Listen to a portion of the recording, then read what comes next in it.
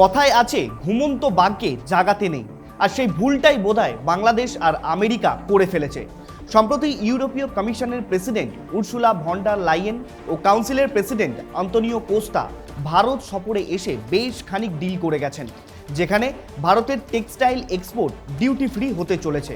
সাধারণত টেক্সটাইল এক্সপোর্টে ভারতকে 9 থেকে 12% ট্যারিফ দিতে হতো, কিন্তু এবার আর কোনো ট্যারিফ লাগবে না।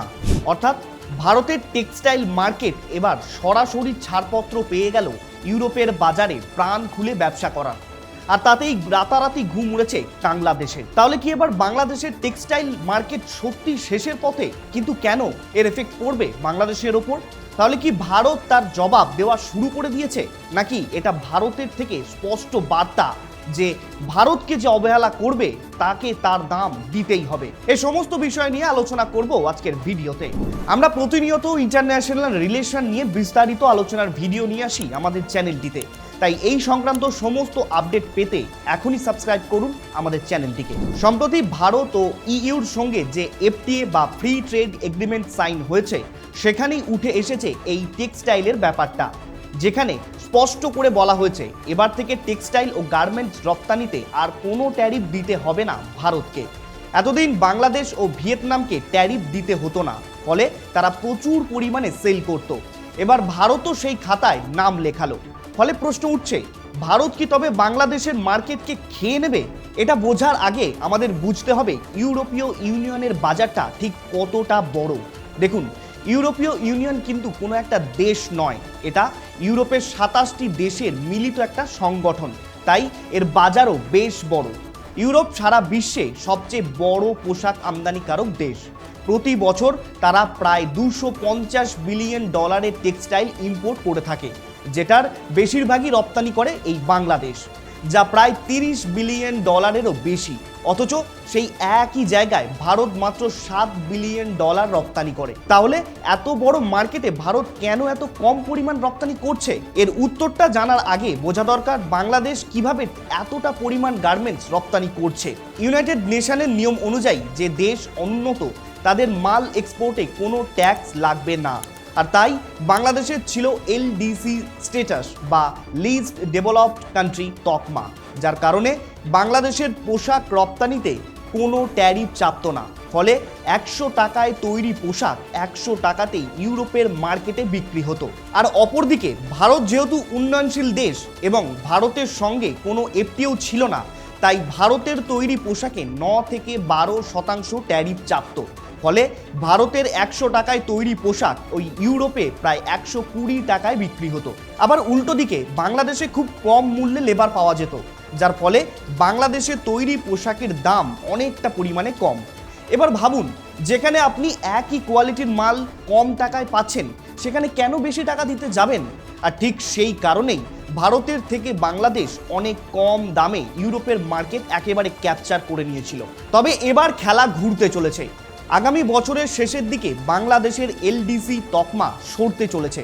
অর্থাৎ বাংলাদেশ হাসিনা সরকারের আমলে বেশ খানিকটা উন্নয়ন ঘটিয়েছে, তাই তার এলডিসি তকমা নিয়ম অনুযায়ী সরতে চলেছে, যার পর বাংলাদেশের টেক্সটাইল এক্সপোর্টের ওপর ইউরোপ ট্যারিফ চাপাতে পারে বলে মনে করা হচ্ছে। এখানে একটা বিষয় খেয়াল করুন, বাংলাদেশের মোট জিডিপির প্রায় 10% বেশি টাকা আসে এই টেক্সটাইল সেক্টর থেকে, এবং তাদের মোট রপ্তানি আয়ের প্রায় 84% হলো রেডিমেড গার্মেন্টস। তাই এবার যদি এর ওপর ট্যারিফ চাপে, তাহলে বাংলাদেশের টেক্সটাইল মার্কেট একেবারে মুখ থুবড়ে পড়বে। কারণ ভারতের টেক্সটাইল মার্কেট এবার পুরোপুরি ট্যারিফ ফ্রি হতে যাচ্ছে। ফলে ভারতের টেক্সটাইল পণ্য এবার বাংলাদেশের তুলনায় বেশি বিক্রি হবে। এক কথায় ভারত এবার ভাতে না মেরে পাতে মারছে বাংলাদেশকে। আবার অপরদিকে টেক্সটাইল সাধারণত দু ধরনের: অ্যাপারাল টেক্সটাইল অর্থাৎ একেবারে রেডিমেড পোশাক, যেমন শার্ট, জিন্স, প্যান্ট ইত্যাদি। আর 2 নন অ্যাপারাল টেক্সটাইল বা যেগুলো পরিধান করা যায় না, যেমন সুতো, বেডশিট, পর্দা, তোয়ালে ইত্যাদি।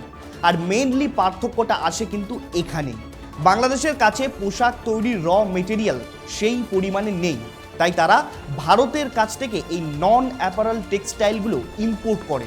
আর তা দিয়েই তারা পোশাক তৈরি করে বিশ্ব বাজারে রপ্তানি করে মুনাফা কামায়, যার একটা বড় অংশ ওই ইউরোপীয় ইউনিয়নে বিক্রি করত। এর পাশাপাশি ভারতের আরও একটি সুবিধা হচ্ছে নন অ্যাপারাল টেক্সটাইল, যেখানে বাংলাদেশ তুলো আমদানির জন্য ভারতের ওপর প্রায় 50% নির্ভরশীল। সেখানে ভারত বিশ্বের দ্বিতীয় বৃহত্তম তুলো উৎপাদনকারী দেশ। অর্থাৎ পোশাক তৈরি করতে গেলে যেসব কাঁচামালের দরকার, যেমন তুলো, স্টিচ, ফেব্রিক ইত্যাদি ভরপুর রয়েছে ভারতের কাছে। তাই এবার ভারত নিজেরাই রেডিমেড পোশাক তৈরির ওপর জোর দেবে, যাতে ওই $7 বিলিয়ন ব্যবসা $40 বিলিয়ন বা তার বেশি হয়। কিন্তু ভারত হঠাৎ করে কিভাবে তার ব্যবসা বাড়াবে? দেখুন, ভারত সারা বিশ্বে $37 বিলিয়ন টেক্সটাইল এক্সপোর্ট করে, যার প্রথমে রয়েছে আমেরিকা এবং তারপরেই আসে ইউরোপের নাম। তবে বেশ কয়েকদিনে মার্কিন প্রেসিডেন্ট ডোনাল্ড ট্রাম্প ভারতের ওপর বারবার ট্যারিফ চাপিয়েছে, যার কারণে ভারতের টেক্সটাইলও দামি হয়ে পড়ে আমেরিকার বাজারে। এবার ইউরোপের সঙ্গে সেই ফ্রি ট্রেডে ভারত তার সেই ঘাটতি পুষিয়ে নেবে। কেননা একদিকে বাংলাদেশের ওই $30 বিলিয়ন আসবে ভারতের পকেটে, তার কারণ আমি আগেই বলেছি। অপরদিকে ইউরোপ চীনকে বাইপাস করে ব্যবসা করতে চাইছে, যেখানে ভারতই তার একমাত্র ভালো পার্টনার হওয়ার যোগ্যতা রাখছে। এছাড়াও আগের প্রত্যেকটা ভিডিওতে আমরা বলেছি, ভারত কিন্তু এখন আর নেইবারহুড পলিসিতে চলে না, ভারত এখন চলে ইন্ডিয়া ফার্স্ট এই পলিসিতে। সাম্প্রতিক সময়ে বাংলাদেশ এবং আমেরিকার কিছু অবস্থান ভারতের জাতীয় নিরাপত্তার জন্য অস্বস্তির কারণ হয়ে দাঁড়িয়েছে।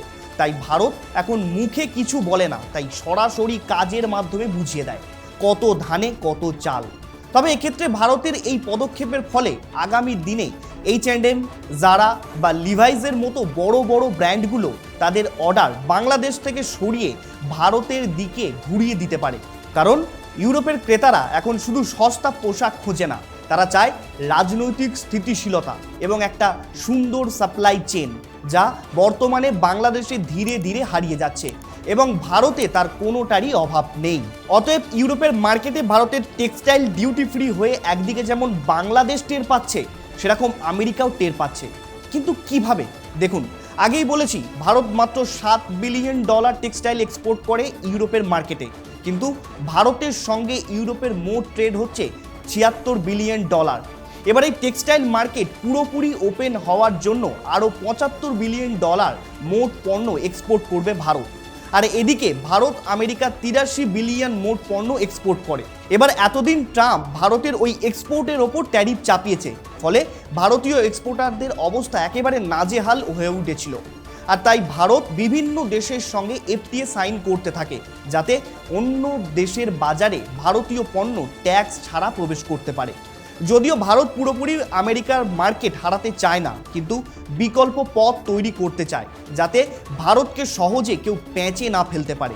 আর এবার ওই ইউরোপের $75 বিলিয়ন মোট পণ্য এক্সপোর্ট আমেরিকাকে মুখের ওপর জবাব দেবে, কারণ এতে প্রায় 90% পণ্যকে ঘুরিয়ে ট্রেড করা যাবে, যাতে ভারতের লস না হয়ে লাভই হবে আর আমেরিকা হাত চাটতে থাকবে। আবার আরেকটা ব্যাপার দেখুন, যেহেতু ডলারের তুলনায় ইন্ডিয়ান কারেন্সির মান কম, তাই পণ্য এক্সপোর্টে এর একটা বিরাট সুবিধা রয়েছে। কেননা অন্য দেশে তখন কম টাকায় বেশি ভারতীয় পণ্য কিনতে পারবে।